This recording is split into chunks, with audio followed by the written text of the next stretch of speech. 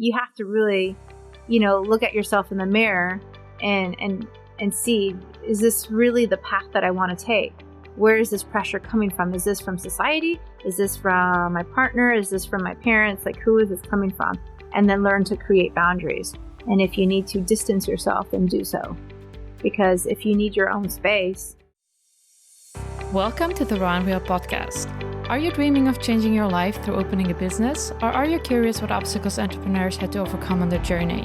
Then you're in the right place. My name is Agnes Bilik and I'm your host.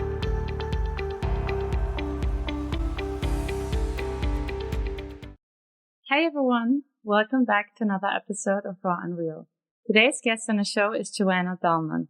She's a public speaker and founder of Core Events, a company which specializes in organizing corporate events with a focus on health and wellness. Hey Johanna, thank you so much for being here. Thank you so much for having me. It's such an honor. You have such an interesting story that you really managed to transition from working in the States at Fortune 500 companies to being an entrepreneur here in the Netherlands. So I'd really like to start talking a little bit about your time in the States in California, what that was like for you working at a company like Apple. So California was a wonderful starting point for my career and also for my upbringing. However, I didn't start working for Apple until I moved to Texas.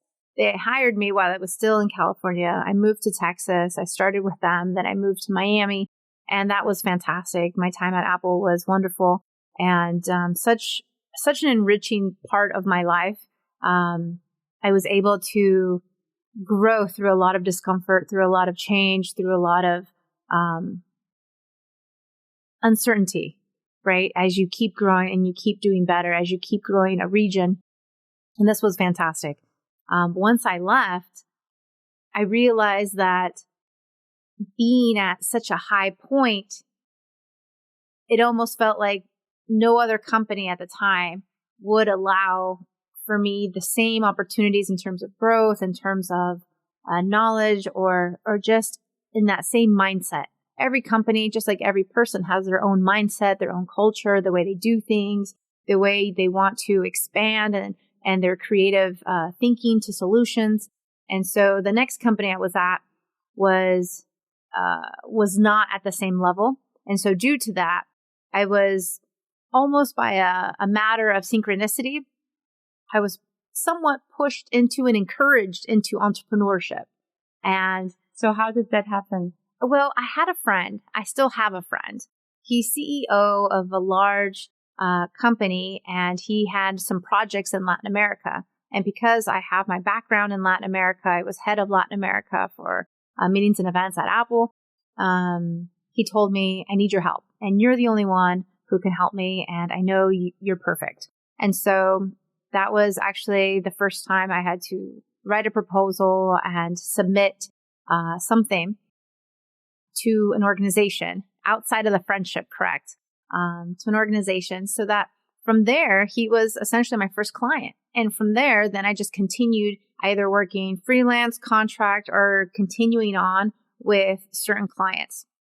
So during my time in the States, that started while I was in Miami. Then I moved to Denver, and that continued on.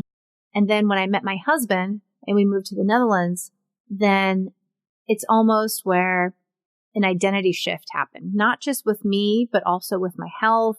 On multiple levels. I was getting married, so I was no longer single. So that was another identity that I had to shed. My health also took a turn. I developed alopecia, which is an autoimmune disease. And so my focus was more towards health and wellness. So even though previously I was in project management, I was in strategic planning, I was in business development, I was in meetings and events, corporate meetings and events, then with my health and wellness, with this alopecia, and once I was able to reverse it, I created a platform for alopecia called Alopecia Angel. And so through that platform, I've been able to help others.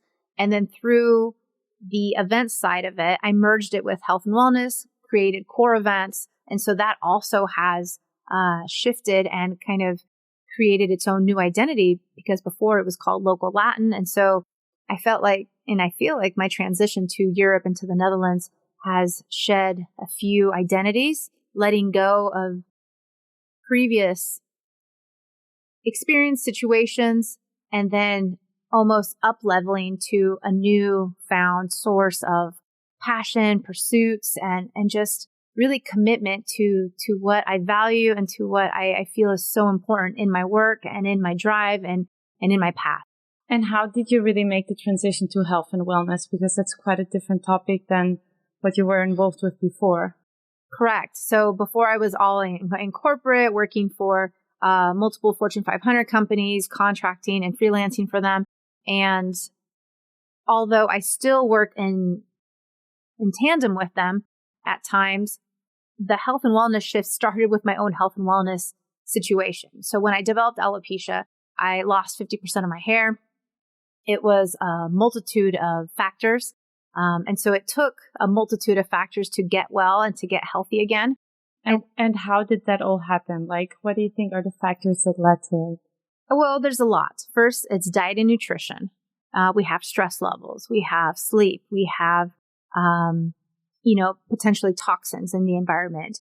There's a multitude of things that create, a healthy person or that create disease. And so what we want to do is to always create health and wellness. But when we put aside what we know is right, let's say skipping on sleep, maybe eating what we shouldn't be eating or overindulging in sugar or alcohol or caffeine or certain other things, maybe allowing stress to overcome us.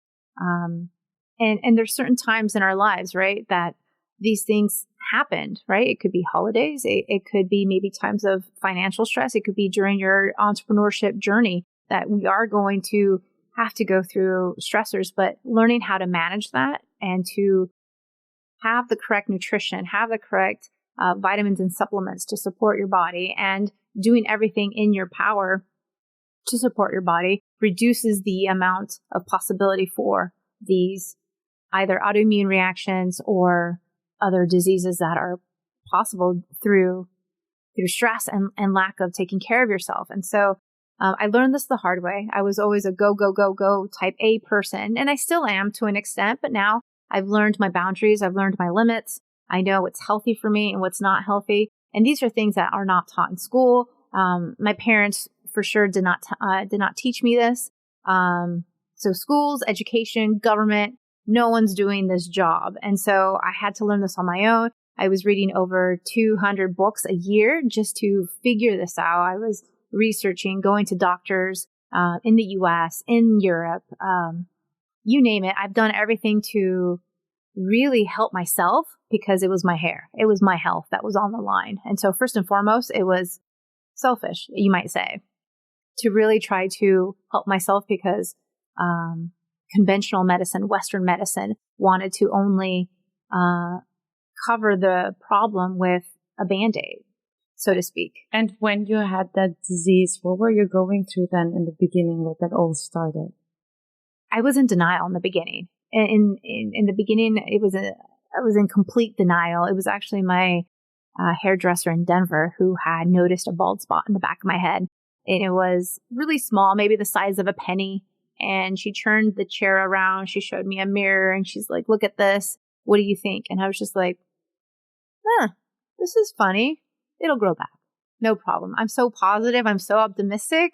I didn't think anything of it. I didn't have any alarms. I didn't, in my own self, I didn't feel like it was a cause of concern. And then 6 months later, that was in November. By May, I went to my old hairdresser in California, and he knows me for over 20 years. And I was sitting in his chair and he said, Johanna, you have alopecia. You need to go see a doctor immediately and get this taken care of. And I was like, alopecia. So I started Googling this thing, and then I started crying, and there was no way to be in denial anymore. There was just no way.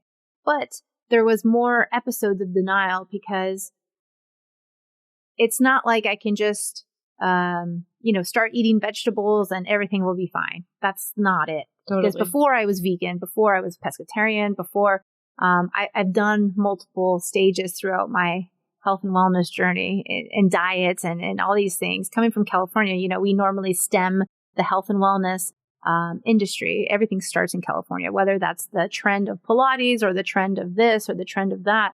It's normally stems in California. So I've been introduced to all these different diets. I've probably tried them all. And in any case, with alopecia, there was also more episodes to that because everything had to change. The way I looked at food, and through my research and through knowing about glyphosate and through knowing about GMOs and through learning about, big agra and how everything is really made, and looking at food in another way. So for example, the doctor can say, fish is very healthy, or even the government. Anyone can say fish is healthy. It has omega-3s. It has this. It has that. But then when I have, let's say, a buffet of fish to choose from, as a regular consumer, you may not know that sardines are healthier than tuna, or you may not know that mackerel or halibut is better than, yellowfin, or better than red snapper, let's say. And so there's certain fish out there that have more toxins or more mercury than others. There's certain fish that are healthier. Let's say it'll be wild caught salmon over the commercial salmon that's, commercially raised. And so it's these types of things that I really had to hone in. Mm-hmm. And I thought I was very healthy. I had a personal trainer. I was extremely fit. I was working out every day, probably 2 hours a day. And just my mom always said I was overactive. So I was overly exercising. I was, riding my bicycle. I was going to the gym, doing Pilates, doing yoga. This was not an issue because that's how I learned to really reduce my stress. But then I understood later on that there was other ways, and my diet needed some changes. And so once I learned these changes, then my healing began. So what do you think are the best things that someone can do in order to reduce stress? It depends, because many times your stress can come from work. So, from there, if it's work, which 70 to 80% of people who say they're stressed, it's normally because of work. It could also be because of finances. So it depends what the root cause of the stress is. So once you look at the root cause, then you can really evaluate, okay, how am I going to move forward? Mm-hmm. If it's stress from work, okay, what exactly is it? Is it the amount of work? Is it your boss? Is it the department? Is it maybe just this time period with the project? There's different ways to navigate all of it. Or where is the stress coming from? Is it your partner? Is it the children? Is it that you're moving? Or maybe you're getting married? Because even getting married and moving and all these exciting things, so it depends exactly what it is. But I think more than anything, it's being mindful, first and foremost. Being mindful, check in with yourself, listen to your body. If you need a nap, take a nap. If you want to just have some quiet time, do so. It's really being mindful, not rushing through things. So trying to enjoy every moment as much as possible. And these tips are really for day to day. It's not just for now, for the holiday season, but really all year long, is trying to be in tune with your breath, in tune with with how you're feeling. And there's ways to do it beyond meditation. You could do yoga. You can go walk through nature. You can go to a spa. You can get a massage. You can do many things, even that are free, just breathing techniques that I've taught many times that really help you to reduce the stress, reduce the cortisol levels. Outside of that, there's vitamins or supplements. They all work in conjunction to create a healthy environment for you to thrive in. Could you show us maybe one of the breathing techniques that you apply? Yes. There's one called full yogic breath, which if you do any yoga or you have any relation to yoga, this is what they teach. This is one of many breathing techniques that they teach. But in normal terms, it's called box breathing. So box breathing is a count of 4, 4, and 4. So it's 4 inhale, holding for 4, and exhaling for 4. So if I'm going to inhale, I'm inhaling for, and then holding, and then exhaling. So if you do this on, let's say, maybe 3-4 times in a row, and you can do this sitting down because sometimes you get lightheaded, you'll feel a reduction, a huge reduction of stress. You'll feel calmer. Your cortisol levels will drop, and it interacts with your nervous system. So it allows you to be able to calm down. And this is great for, let's say, before a presentation or before an interview or before, going in to see your boss for your yearly or maybe your quarterly review. There's so many times, maybe before a test, where you want to have focus, you want to have clarity, or maybe for a big decision. Which house are you going to buy, or which job are you going to take? It's necessary to be clear and calm-minded. And a lot of times in stressful situations, because we all have, our plates are very full, you just want to have the most calm and conscious way possible to make these decisions and to proceed in life, right? Imagine having just one opportunity to have that great interview or to have that great test taking. And if you don't make the test, maybe that's your ticket or not your ticket to college, or maybe that's your opportunity to advance to the next level. And so why not put in all our focus and all our best positive energy in it?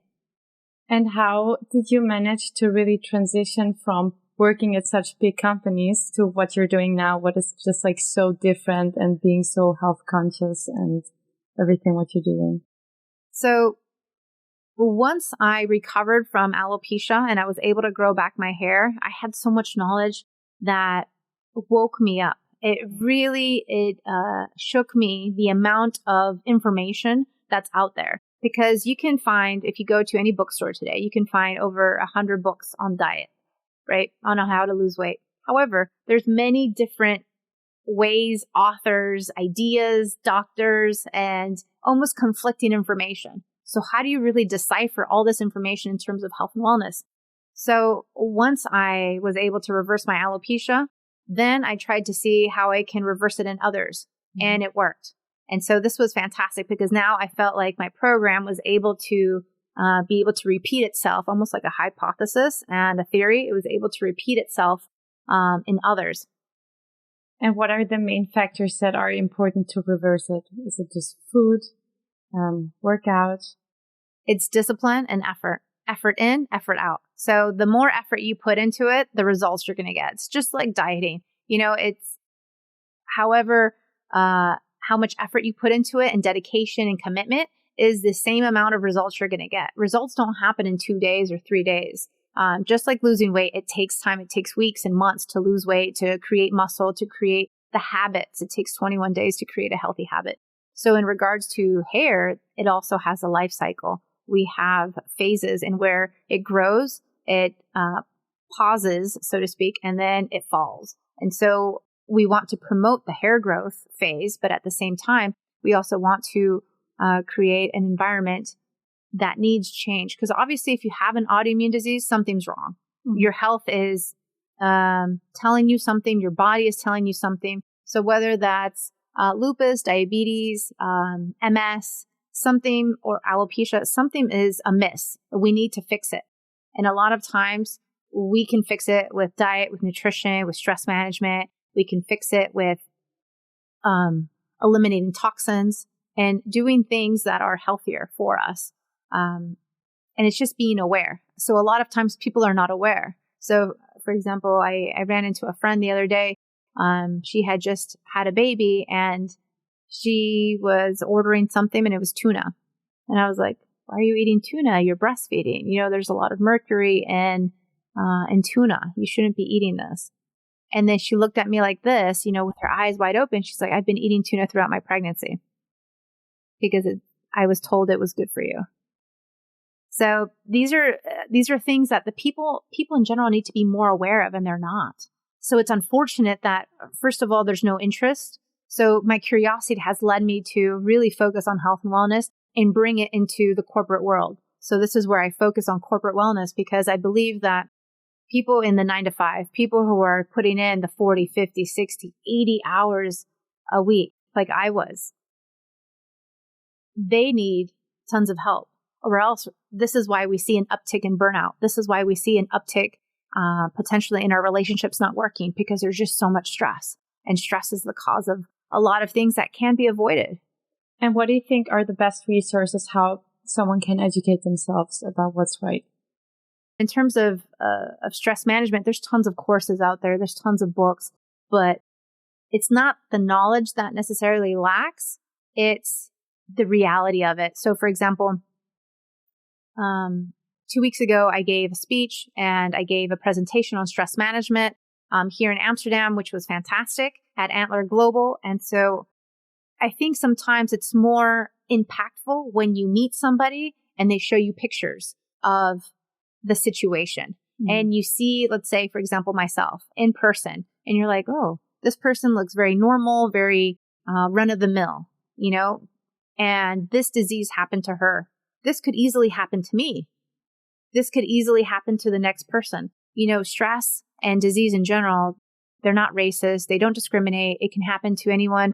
As young as 2 years old, I've heard people who have alopecia at birth to people who are over 50 and 60. So it can happen to anyone. And so really it's trying to create lifelong healthy patterns for lifelong longevity.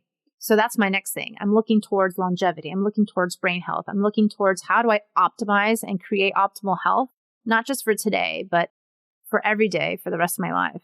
And as we have better technology, as we have more research and more developments, this is where you start changing. Okay, so we know now, canola oil is no longer healthy for you. We know now certain things are no longer healthy, but it's making that switch, being dedicated to it, and not falling back. So if you know, for example, that XYZ is not healthy for you, then eliminate it. Don't be tempted and just stop. So willpower, discipline is part of it, right? Because you want discipline, you need these things, whether it's to create a goal and to succeed in accomplishing it. Maybe it takes you a little longer, but there's still discipline. And maybe some small things that we can implement in our daily lives to create these better patterns for us? Yes. So I would say a lot of times people get overwhelmed because there's so much information. So I wrote 2 books on alopecia, on nutrition, and how to improve your whole environment and your whole life in regards to upgrading, so to speak, every aspect of it and creating health in every area. But a lot of my clients say that they're overwhelmed. It's so much information. They want to do it all, of course, but they need to break it down. And so I would say this, break it down and maybe take 5 action steps a month. Let's start there. 5 action steps, 5 things you could do. Start drinking water every day. Start moving a little bit more. Maybe, walk before dinner and then after dinner. Going to the gym, let's say, or signing up for the gym if you don't have a membership.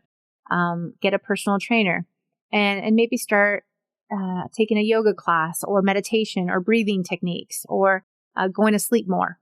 Sleep is huge. Sleep reduces, it's your time that your body needs to recharge, to let go of the toxins.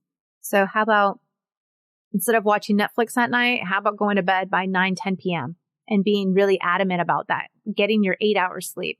Let's just work on that. So start working on 5 things that you can do each month.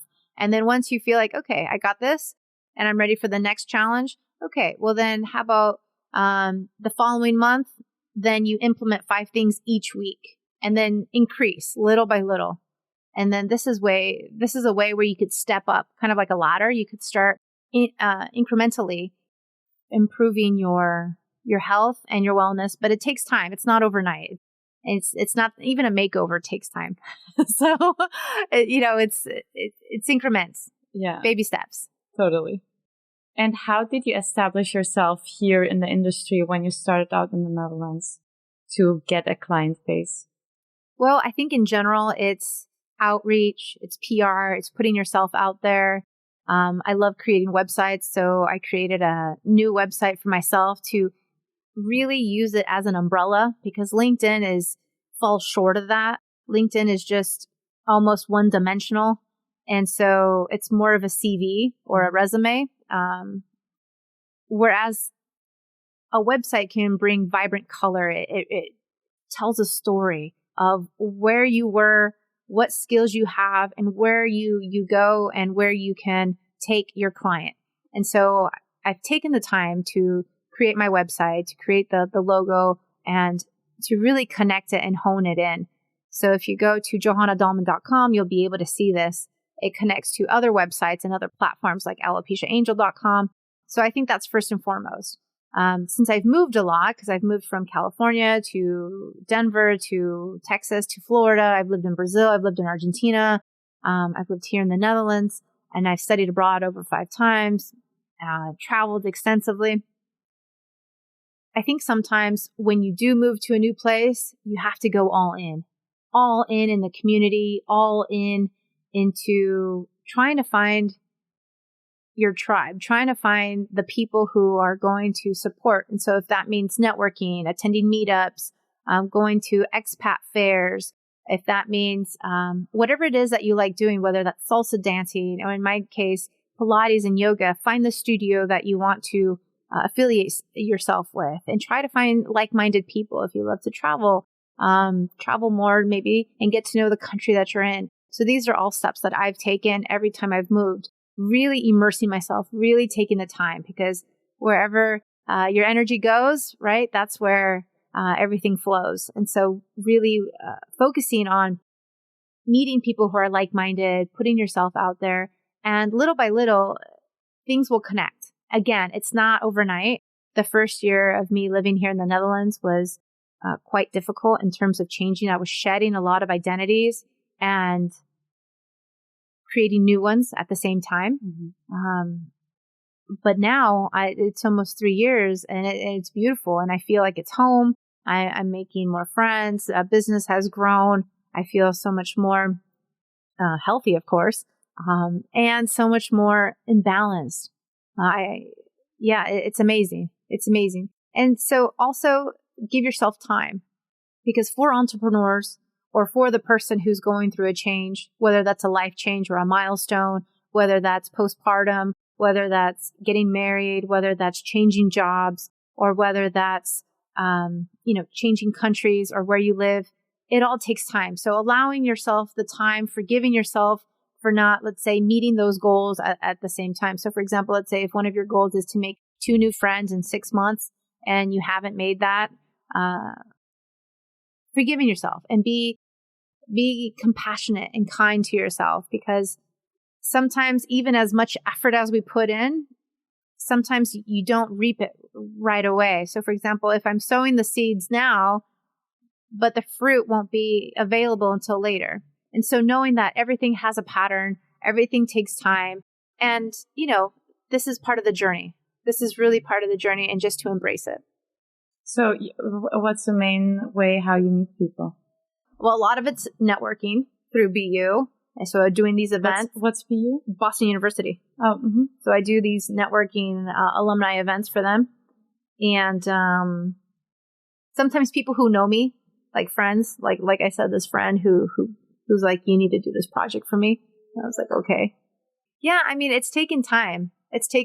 But once people meet me, they want me, and they like take advantage. So for example, they take advantage in a good way. So for example, when I was looking for a Pilates studio, I went to go to the Pilates studio, and I wanted to see about taking classes or just using the equipment.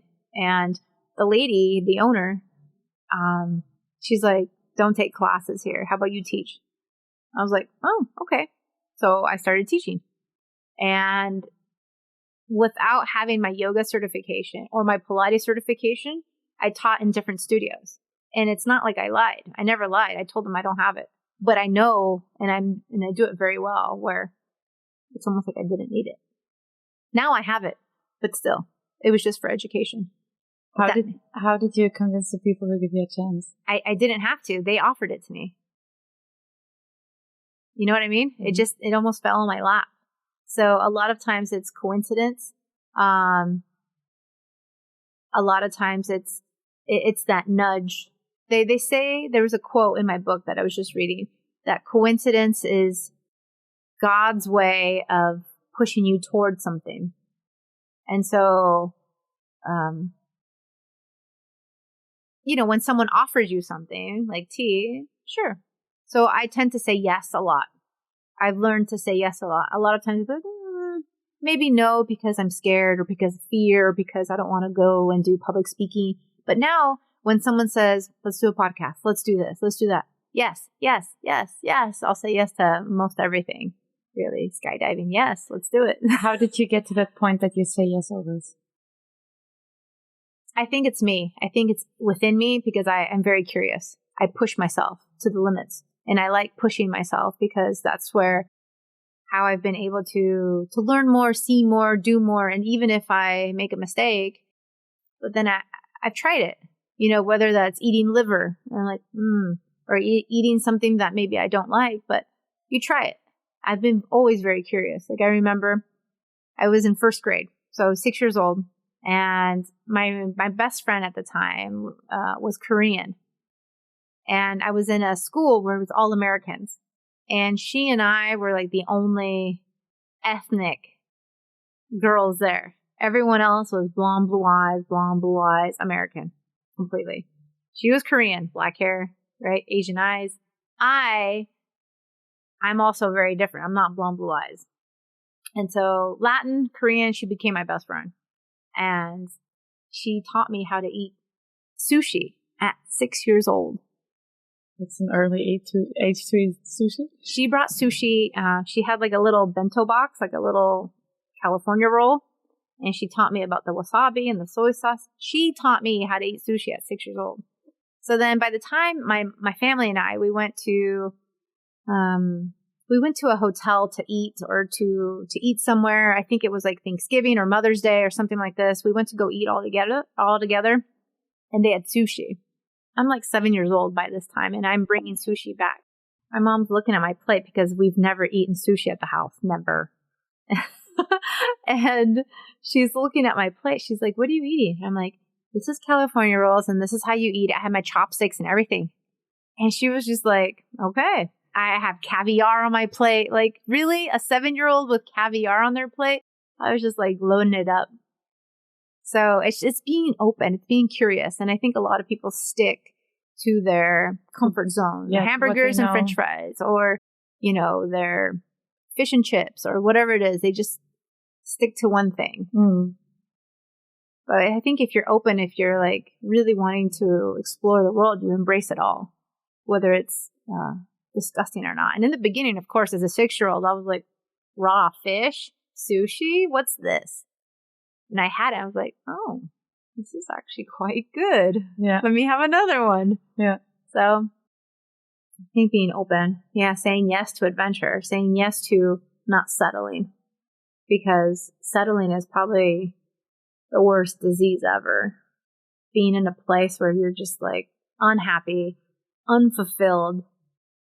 I'd rather keep working towards fulfillment, towards satisfaction, towards my definition of success versus living the way someone else wants me to live, or doing what they want me to do, and being unhappy and miserable. But I think a lot of people are held back by the expectations of their environment. Completely. And it's so hard to break through that. Correct. It's like a toxic relationship. It really is. Especially when it comes from your parent, because parents think, oh, I know what's best for you. I know you so well. I love you so much. And yes, this all might be true. But at the same time, where would we be today if people didn't take a chance and go to the moon? If people didn't take a chance and, discover and research new animals, new insects, new herbs, or things that can be helpful. New ways of doing agriculture, new ways of,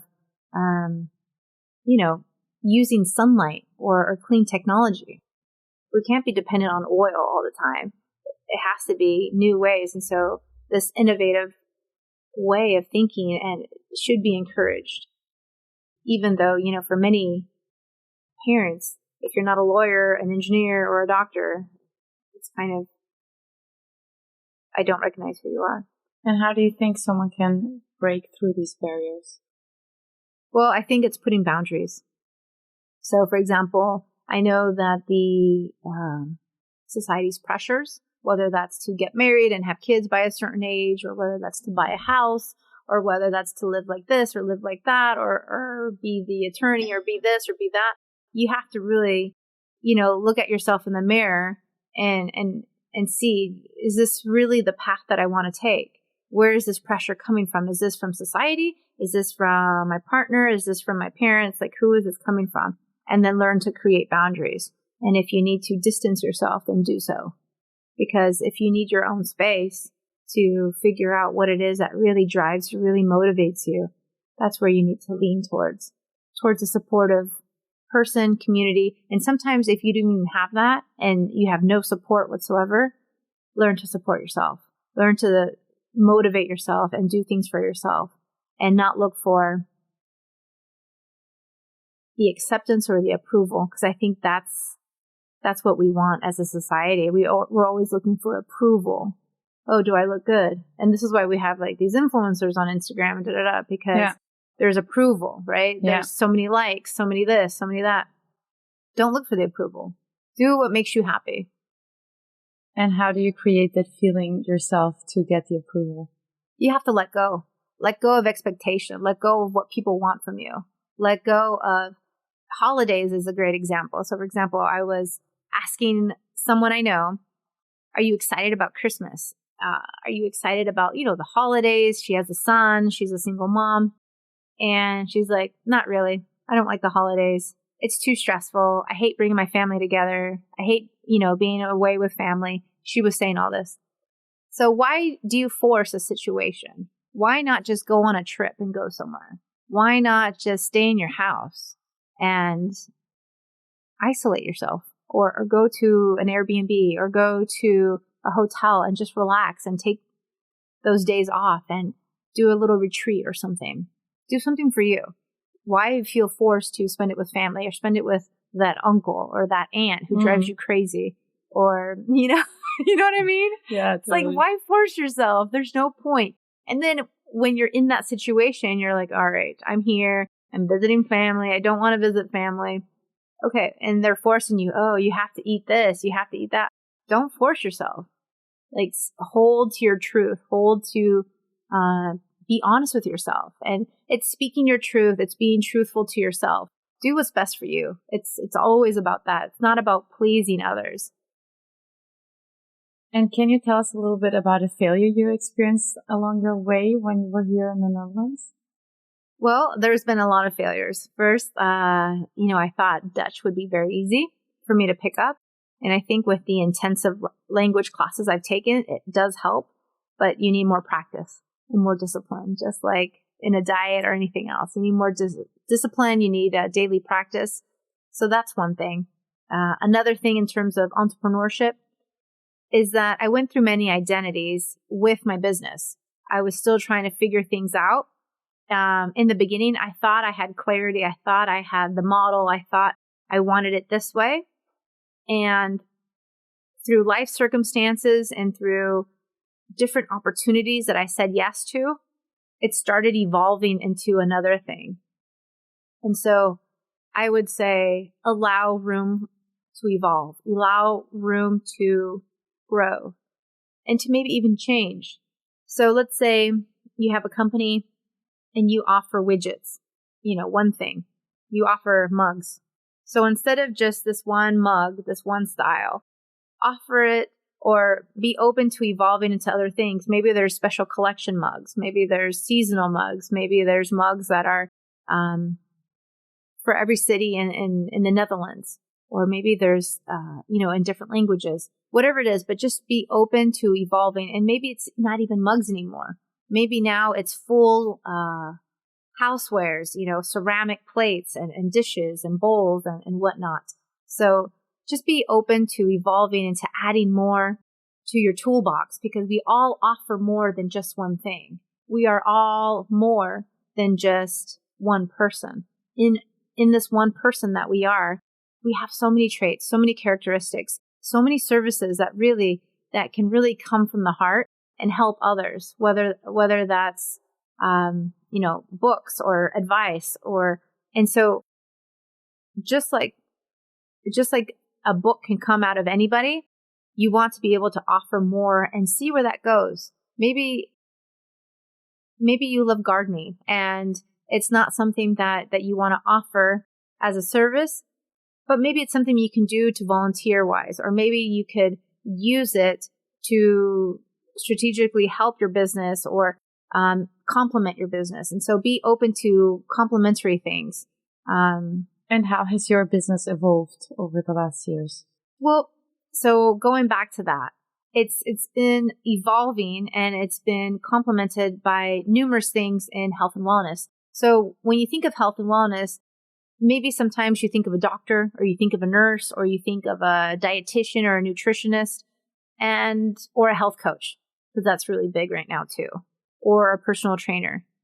And so for me, I work on corporate wellness, but it's through my events, it's through retreats, it's through collaboration, it's through creating and storytelling of websites, it's through speaking, writing, blogging, it's through Alopecia Angel, it's through health coaching, it's through multiple avenues that service the person who might need my services. So depending on who I'm talking to, it could be one thing or another. And because these are through my experience, through my education and my expertise, I've created this toolbox of sorts that is more than just a hammer, more than just a nail and a wrench. I have many more tools in there. Some that are like high tech and others that are soft skills. And so through that, then I see, can I help you with something? And if not, then maybe I know somebody who can. Because that's another thing I love to do. I love connecting people. So for example, I learned that you're Polish. What a beautiful thing. And that you also lived in Vienna. Fantastic. I also have these friends, these 3 friends who are Polish, and I'd love for you to meet them. And so to me, it's also about connecting people. It's not so much always about business, but it's also creating those relationships and those ties that fulfill you. Mm-hmm. So through many avenues, it's evolved. And I think who you are is also who you attract. So for example, I have a client who she reached out to me because she has multiple autoimmune diseases. But she also has a profession. She also is a professor. She also does yoga. She does many things. So we met up for lunch. We got to know each other. And now in turn of this relationship, we are creating a website together. So I'm going to create her website together because she too has multiple tools in her toolkit. And at the same time, she also wants to create an event, health and wellness, here in the Netherlands. And so I'm also helping her with that. So a lot of times you don't know where the relationship could go. And so to me, I'm open. I'm open to the person. I'm open to learning. I'm open to seeing how open is the other person. Mm. And sometimes, synchronicities happen and you want to work with this person because a lot of times it's that. Do I want to work with Johanna? Is she the right person? Can she really take me to that next level? Or do I want to work with Charles or Karen or whoever it is? So it's a lot of that. So it's just connecting with people, enjoying them, embracing them, being present with them, being mindful with them, understanding where they're coming from, listening to them. And then, creating that friendship, and maybe that friendship grows into something else. So it's evolved because it's not so much about numbers to an extent, but it's also about the meaningful connections. Mm-hmm. And do you have a last key takeaway, something like a personal insight that helped you grow that you would still like to share? I think being grateful. Gratitude is a big part of growing. And even through the good and through the bad, I've been able to see where the bad aspects or the bad things that have happened have allowed me to enjoy and appreciate the good things now. And this is in so many levels, whether that's in relationships, in work, in drive, in motivation, in education. This can be applied anywhere, but I truly believe the more grateful you are and the more you're open and vulnerable, being vulnerable is key. The more open you are, the more you're able to receive, the more feedback you're getting, the more appreciation, the more impact.